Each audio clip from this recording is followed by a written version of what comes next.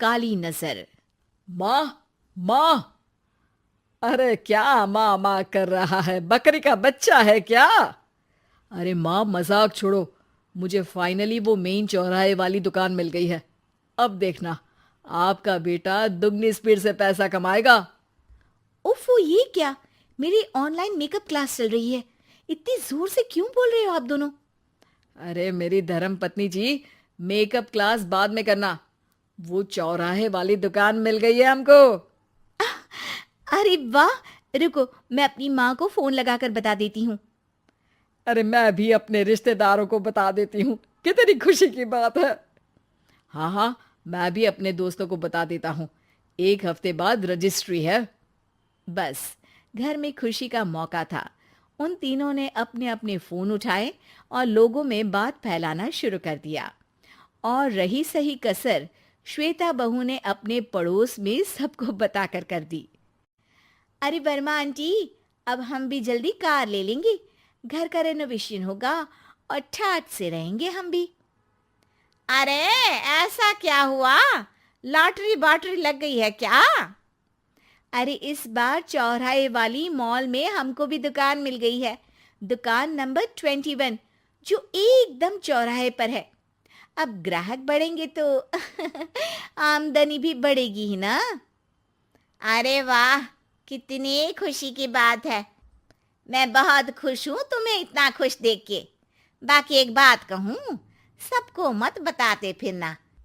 किसी की नजर लग जाएगी तो खुशी की खबर वापस लौट जाएगी। हैं? ऐसे थोड़ी ना होता है। अब डरा रही हो? अरे सही कह रही हूँ। काली नजर कहते हैं इस चीज को। जब आप किसी को कुछ बताओ और वो काम बिगड़ जाए। अरे लेकिन मैं तो। तुमने सबको बता दिया ना? हाँ, फोन लगा लगा के। अब बच के रहना। काली नजर बड़ी खतरनाक होती है। श्वेता इतनी खुश रहती है कि वो वर्मा आंटी की बात पर ध्यान ही नहीं देती, जबकि पड़ोस में और भी लोगों से खुशी की खबर शेयर करती रहती है। अगले दिन राजेश बहुत दुखी होकर घर आता है। अरे बेटा, क्या हुआ? मुंह क्यों सूजा हुआ है? मधुमक्खी ने काट लिया क्या?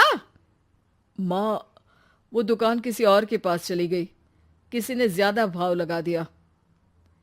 अरे पर बात तो आपसे हुई थी ना उस दुकान वाले की। हाँ, आज मैं टोकन अमाउंट देने गया था, तब मुझे पता चला। कोई आकर सुबह मुझसे पहले ही ज्यादा अमाउंट दे गया। काली नजर। क्या? क्या कहा? वर्मा आंटी ने समझाया था कि किसी को बताना मत, वरना काली नजर लग जाएगी। अच्छा, तुम्हें उनकी बात मान लेनी चाहिए थी। उनकी बात मान लेती, लेकिन उसके पहले ही सबको बता चुके थे ना हम तीनों। अरे अगली बार से ध्यान रखेंगे। कोई भी नई चीज होगी तो किसी को नहीं बताएंगे। तीनों कुछ दिन ऐसे ही रहते हैं, पर एक दिन श्वेता को एक मेल आता है। राजेश, मेरा ऑनलाइन मेकअप कोर्स कंप्लीट हो गया। अब मैं खुद का पार्लर खोल सकती हूँ।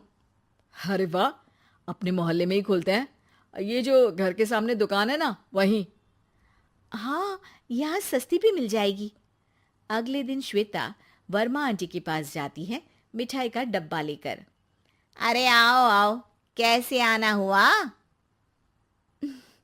जोर से नहीं बोलूंगी। वो सामने वाली दुकान है ना, वहां मैं अपनी पार्लर की दुकान खोलने वाली हूँ। उसकी मिठाई है। अरे वाह, बहुत बधाई हो तुमको। हाँ, मैं कमाने लगूंगी तो राजेश पर पूरे घर का बोझ नहीं रहेगा ना आंटी जी। ये तो है। पर ये बता कि तूने ये बात किसी और को तो नहीं बताई ना? अरे नहीं नहीं, पिछली बार गलती कर दी थी। काली नजर लगी किसी की और राजेश के हाथ से वो दुकान चली गई थी। सबको मत बताना। चलो मैं चलती हूँ, कल दुकान की बात करने भी तो जाना है। अगले दिन श्वेता दुकान के लिए मालिक से बात करने जाती है। अरे लेकिन दुकान तो हम कल रात को ही किसी को दे चुके हैं। कल ही? हाँ, कल ही। 2 दिन बाद कोई यहाँ पार्लर भी खोल लेगा। अब कहीं और दुकान देख लीजिए। अरे पर हमको भी तो पार्लर ही खोलना था। हाँ भाई, एक ही दुकान है, आधी आधी तो नहीं दे सकता ना मैं। राजेश और श्वेता घर पर हताश होकर आ जाते हैं। इस बार तो किसी को बताया भी नहीं था, अब किसकी काली नजर लग सकती है। सुनो, तुमने माँ को बताया था क्या? अरे कैसी बात कर रही हो, माँ की नजर थोड़ी ना लगेगी। पक्का तुमने किसी को नहीं बताया था ना? सिर्फ वर्मा आंटी को बताया था, उन्होंने ही मुझे किसी को नहीं बताने को कहा। अरे यार, तुम भी सही हो, मेरी माँ को नहीं बताने को कह रही हो, पर वर्मा आंटी को बताना तुम्हें जरूरी लगा। अरे वर्मा आंटी ने ही तो काली नजर के बारे में बताया था ना, वो हमेशा हमारा भला ही तो चाहती है। मेरी माँ भी हमारा भला ही चाहती है। अरे पर चिल्ला क्यों रहे हो?